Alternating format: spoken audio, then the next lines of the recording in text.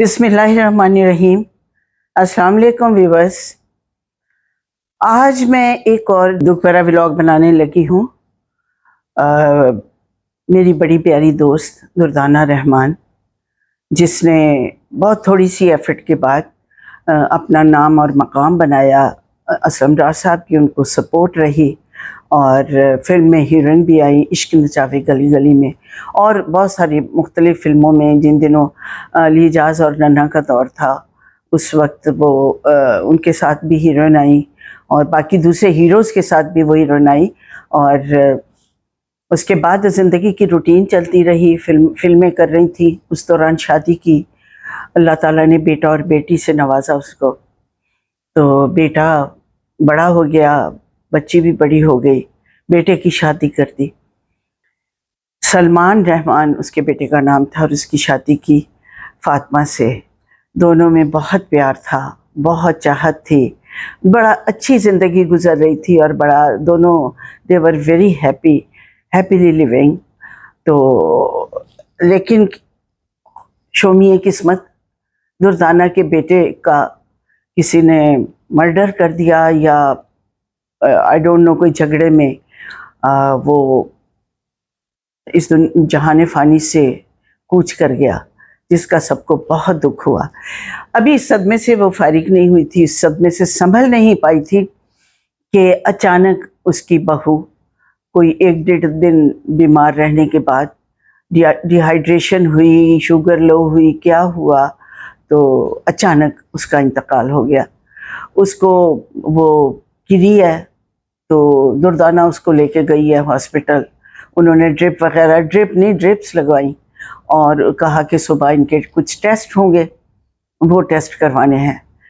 तो उसने कहा ठीक है। घर आई तो दुर्दाना की माहूम रहमान की जो उसकी नंद थी, उसकी कॉल आई ये जानने के लिए कि तबीयत कैसी है, क्योंकि फातिमा रहमान सबकी लाडली थी और सब उसे प्यार करते थे।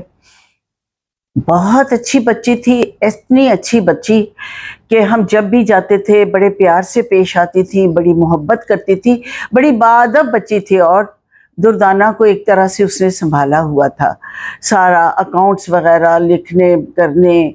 जो उसने दुर्दाना ने अभी रौनक मिला रेस्टोरेंट खोला है, उस पर वो सारे अपने अकाउंट्स वगैरह को देखती थी, बिल बनाती थी और उसको काफ़ी हेल्प आउट करती थी। सुबह नाश्ता बना के देना, मोहब्बत से उसके कपड़े निकालने, सारी टेक केयर करनी। वो मतलब ऐसी मिसाल थी ना बहुओं के लिए कि जो आजकल की बहुएं बहुत कम करती हैं।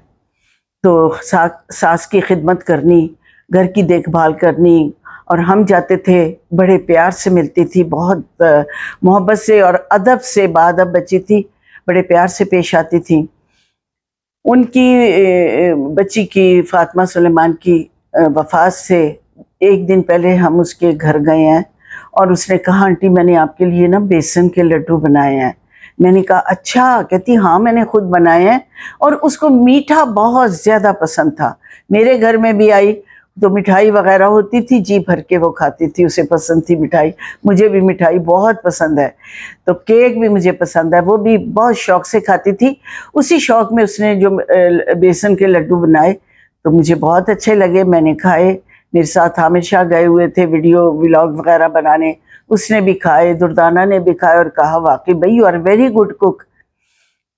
क्योंकि उस दिन मैं दुर्दाना रहमान का रेस्टोरेंट पहली दफ़ा देखने गई थी और मैंने वहाँ खाना भी खाया, उसने भी हमारे साथ खाया।